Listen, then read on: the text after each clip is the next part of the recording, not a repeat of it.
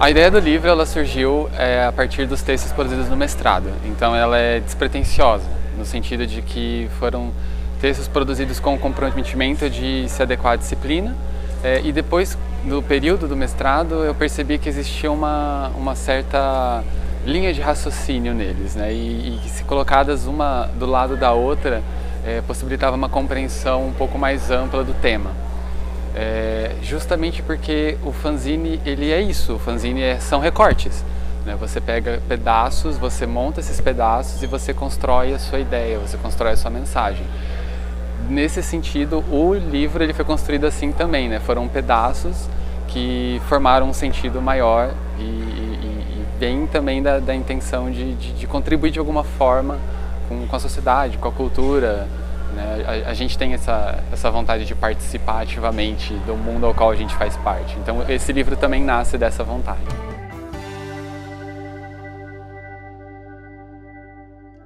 O que me atrai no fanzine é justamente a possibilidade de que qualquer pessoa com o mínimo de informação e conhecimento consegue criar um fanzine. Você precisa ter papel, você precisa ter tesouras, você precisa ter cola, você pode ter acesso à internet, você pode ter pelo celular com um editor básico de imagens.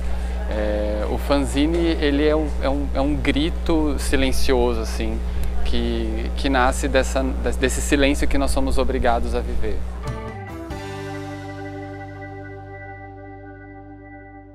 A minha pesquisa no mestrado, ela não veio, ela nasce dos fanzines, mas ela não nasce de um fanzine específico, né? Até porque o fanzine ele é muito efêmero, ele se dissolve com o tempo, ele se dissolve no dia a dia. Não existe uma catalogação, justamente pela sua marginalidade. Nesse aspecto tão solúvel do fanzine, eu procurei editoras marginais que têm coletâneas de pessoas que escreveram seus fanzines, de grupos, porque é mais fácil você encontrar grupos que produzem fanzines de vários temas e que vão e vêm com o tempo, do que necessariamente um fanzine que está há 10 anos sendo publicado. Por isso eu procurei a editora Ugra Press, que é uma editora marginal, que a partir de um catálogo deles, muito amplo da América Latina, eu consegui ter acesso a fanzines de vários lugares. E daí isso me ajudou a amplificar a pesquisa.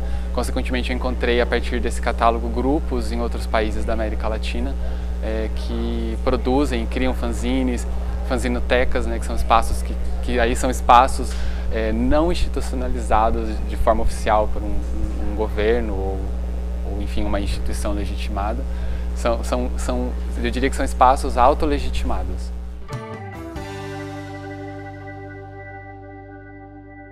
Ele se caracteriza pela sua marginalidade, no sentido de que ele não faz parte do mainstream, porque ele é produzido por quem não tem acesso aos meios de produção em massa, né? A internet ela traz uma certa acessibilidade. No entanto, ela amplificou a possibilidade do fanzine, ela potencializou o fanzine.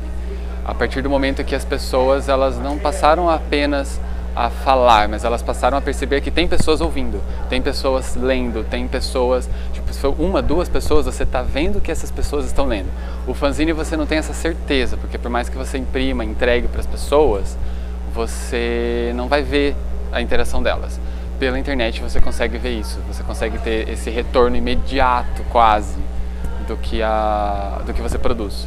Então nesse sentido a internet ela amplificou, ela potencializou o fanzine ao máximo, dependendo do tema, dependendo de quem produz. Obviamente tem uma série de outras questões que a gente pode trazer, mas o divertido está nisso, eu falo e eu sei que eu vou ser ouvido.